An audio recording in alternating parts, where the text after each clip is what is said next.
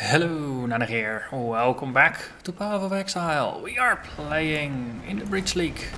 It's a hardcore solo self-found summoner of, well, everything. But of course, due to Beacon of Corruption, we also summon these nice little caustic clouds all over the place. But first of all, I'd like to apologize for the lower quality of the previous episode. It opened up with some choppy frame rates in the outdoor sections, and the reason for that is that my encoding settings in my recording software were off by a bit. Actually recording it in 60 frames with some high settings rather than 30 frames per second at more manageable settings. So in the sound check I always do beforehand, I only tested indoor areas and there it was fine. And as you might notice, the Chamber of Sins, the Crypt, all those areas, their performance was fine. It's only in the outdoor areas where things were weird. So we're now recording at better settings, and some testing of outdoor areas showed that it was fine at these settings. So that's always something that's difficult to gauge, and then you only really find out how something turned out after you have played an episode. And then of course, if the quality is not satisfactory, you are left with two choices: release the video and apologize, or not release the video and have a gap in your progression. So in this case, because the episode had a lot of indoor content, figured it would be okay to release it. Well, those are the little details that are important to get right, but every once in a while, especially if you switch between series or if you switch between recording settings, then you are bound to mess up every once in a while. Also, I forgot to mention something in the previous episode. I had a bunch of notes, so it kind of got buried there. That in the Merville episode we found an item upgrade. That, of course, no, I don't tend to pay too much attention to items while playing. It's just after the episode that I go through my stash in order to look for what we found and to determine what's good, what's craftable, what's upgradable, or what we could work with. And while doing the fetid pool runs, I also found one more upgrade. So I'm slowly upgrading my gear. Something I found was the gloves, for example. Decent amount of base energy shield, some cold resist, some lightning resist, and I could craft life on top of this. So this is pretty good for our survivability. Similarly here, there's life on here, there's some resistance on here, and I could craft energy shield on top to help us increase our life pool.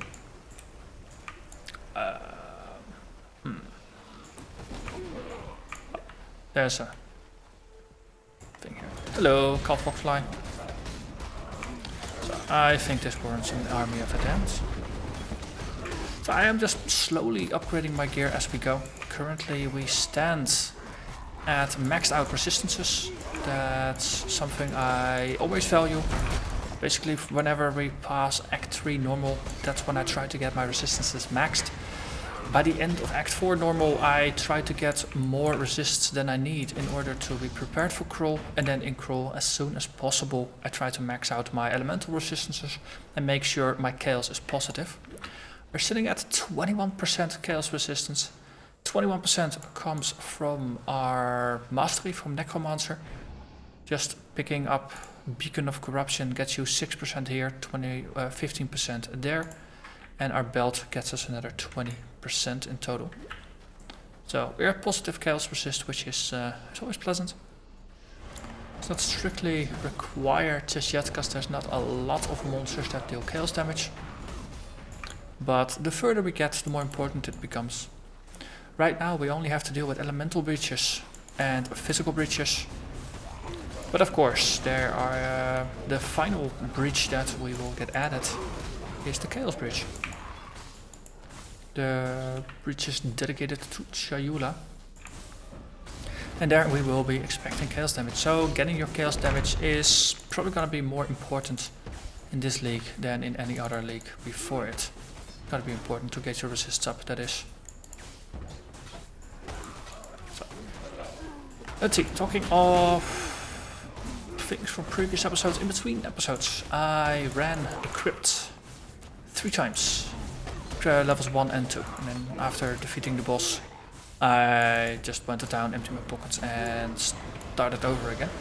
Ran it 3 times, cleared about 90% of the monsters each time through. That's about 4 to 5 minutes per area. If you're better at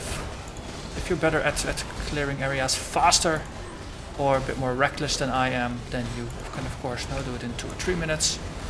I do like to take my time even when I'm 10 levels above an area. Because if you rush, chances are you're just rushing yourself into the grave, which is not going to help anyone, especially not me when I'm recording, when I play with a character that is dedicated to a series. But I did not find a single divination card, even though the first level actually has the chance to drop the card for the Summon Raging Spirits at quality 20. Second level has the chance to drop cards for the Summoner. Drop rates are not common enough that you'll find one each level, so to say, or every 3. So for now I've given up on that. There's also what I learned after consulting the wiki. There's something called a drop rate penalty, which applies to currency and divination cards.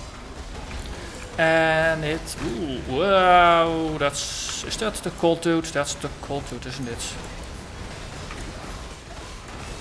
I'm gonna be very, very careful. I'm gonna be very, very, very, very careful. I don't see the cold dude. No, it's just a big dude.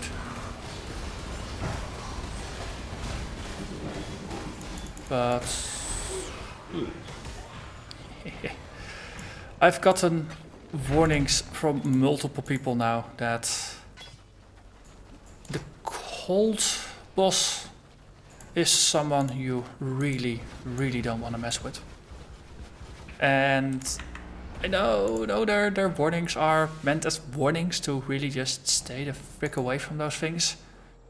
I can't help myself but just wonder at how powerful that guy is, and I'm really, really looking forward to actually facing him in battle. Might be slightly going insane, might be a bit of a masochistic streak. I'm playing hardcore after all, right? No, you can't be entirely sane if you play hardcore voluntarily. You are looking for a challenge, for something more than just the common challenges presented by the game. But no, there is the thing between looking forward to an encounter and then rushing headlong into it and then just getting yourself killed. But there was a really, really large vortex there. Didn't actually spot the boss. We didn't get enough slivers to drop to know that we actually fought him. So I think it was just a random big guy rather than the actual Breach Lord. But I'm on my guard.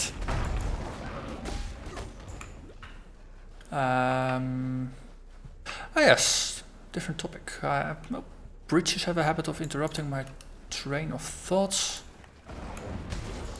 which is okay, of course. So I was talking about a drop rate penalty. I never actually knew it existed. It wasn't until there was a mention on the wiki at the divination card section that I realized that there was one. The drop rate penalty means that for currency and for divination cards, if you are a higher level than the area that you're playing in, so I'm currently level 55, this is a level 46 area, so I'm 9 levels above the area. So if you subtract 2 levels from that, then 9 minus 2 becomes 7. For each of those 7 levels you get a 2.5% penalty to the amount of currency and divination cards that drop. So In this case, 7 levels ahead means 17.5% less currency and divination cards will drop for me. The trade-off is of course that a lot more powerful than a character that would be level 46 here. And as such I have an easier time clearing it, so my clear speed should be higher.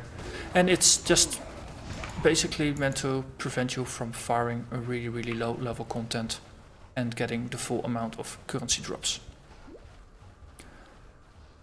And let's see, where's the spider? Spidey, there's the spider. So, especially, you know, just trying to farm some areas or looking to see how farmable areas are. I'm getting ahead quite a bit in terms of level. But no, with the breaches, especially some of the breaches with the breach lords or things like that, being overleveled, no, it's not a luxury. You only have one go, breaches are tough. Fair trade-off. Ideally, you are 2 levels ahead of an area, then you have maximum power and you have no drop rate penalty. Also, bosses, no yellows and gold monsters, they are 2 levels higher than an area. So if you are 2 levels higher than the area, you are exactly on par with the bosses. So then there's that.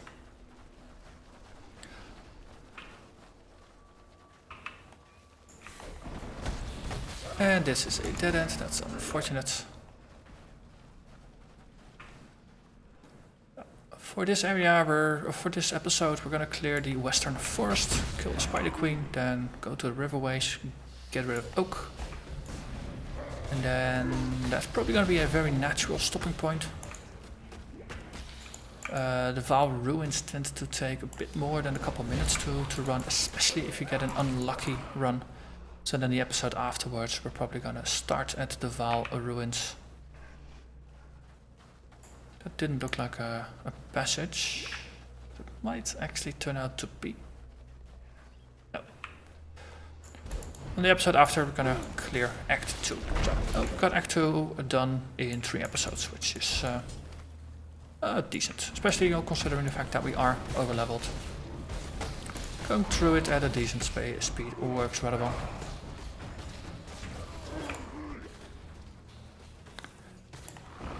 Then we have made it to Act 3, and eventually the area levels are gonna catch up with us.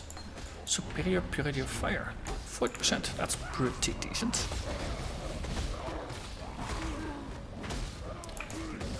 The Purity auras, having all 3 of them leveled up to a certain degree might make it easier to deal with specific breaches in the endgame.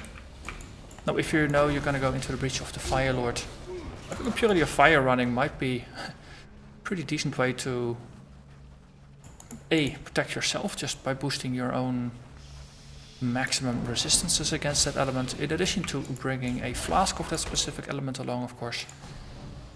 But Purity of Fire, also being an aura that benefits your minions, means they'll stay alive longer. So it's rather useful to have them, so that you can level them if you so choose.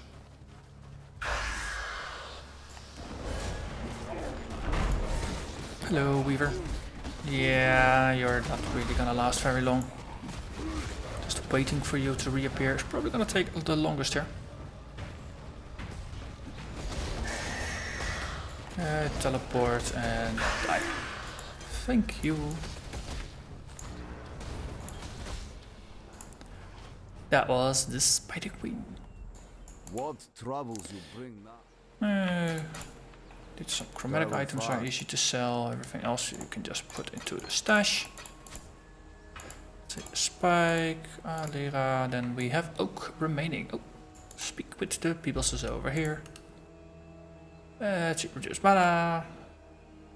Crit strikes, item rarity, minion and totem elemental resistance support. That's a whole mouthful. But it is pretty darn decent. Oh, also interesting. Never noticed that. There's more elemental damage being dealt.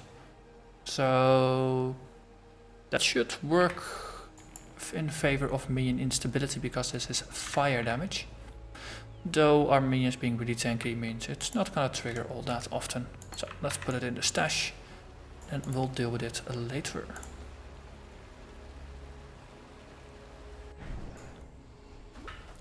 Cross the waypoint is the path onwards.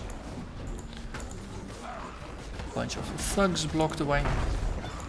Of course, let's show them we will not be trifled with.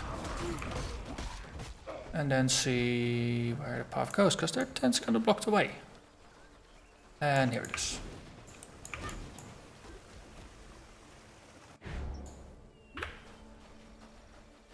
So, Oak's gonna be here somewhere. Also, a breach. Let's have some fun here. Okay, lightning is the theme. Let's resummon some of the zombies. Got some clouds going up. Let's get out of here.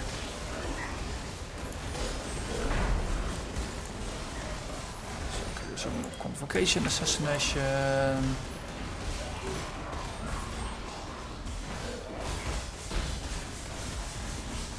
Okay, let's get out of here and get our minions along, and that was that.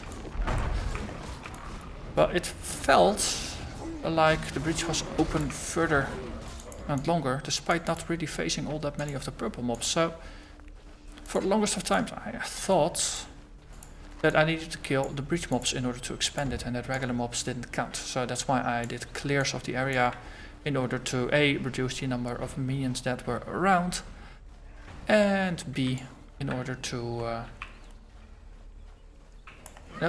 increase my meant that I only had to focus on killing breach mobs in the breach. So I could potentially, in my mind, clear faster, but I think this changes everything. If regular mobs count, then you actually don't want to do that. Then you really, really just want to push ahead. Let's see.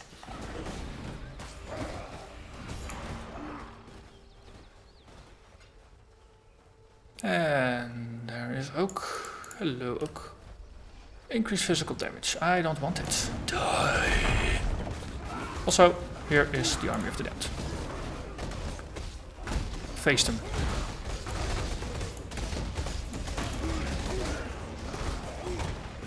And that was Oak. Thank you for your amulet. Land has no time for avaricious little despots like you, Oak. And then of course we have a waypoint to catch. And then we can go back to Vestal, get ourselves a skill point. And to Ermir, get ourselves another skill point. I like this.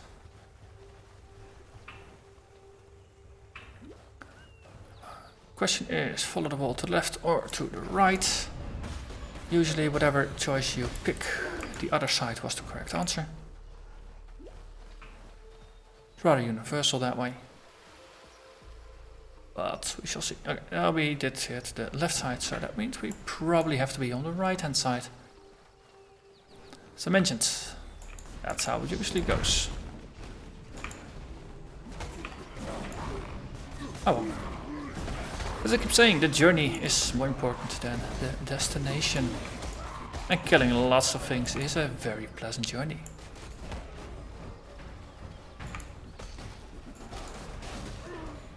Also, I can't believe these necromancers are still with me. Well, I'm being pretty over leveled, right? Does help.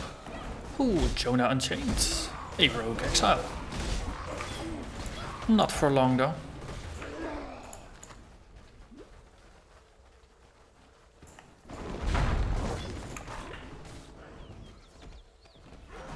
Okay.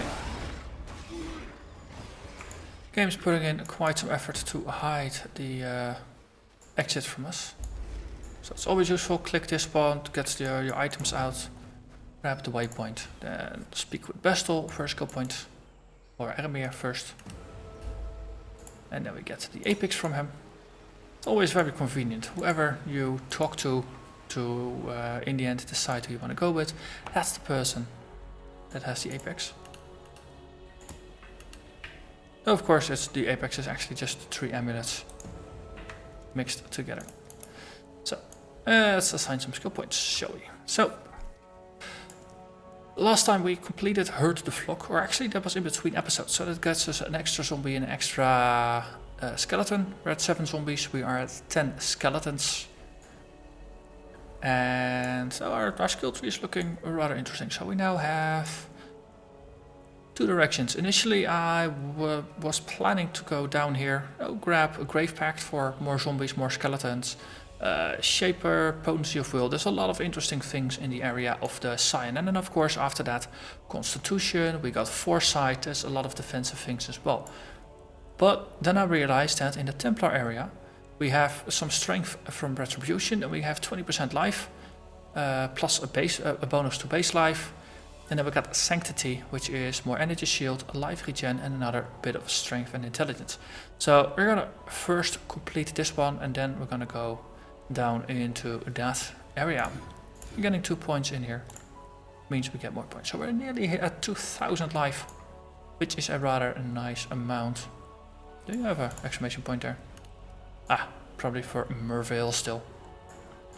And with that, we have arrived at yet another natural stopping point for the episodes. Next episode, we're gonna go into the Vaal Ruins and clear the remainder of Act 2. But until then, I'm gonna thank you very much for watching and hope to see you again next time. Bye bye.